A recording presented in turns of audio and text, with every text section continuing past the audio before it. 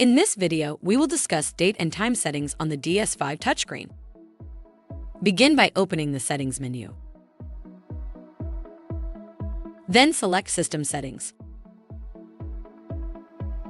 The date and time are configured to set automatically by default. In this menu, you can change the date format.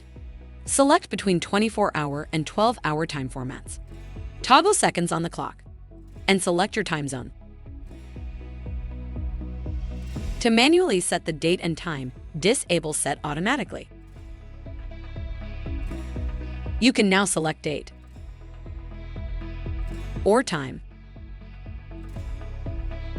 and use the arrows to manually adjust the selected parameter.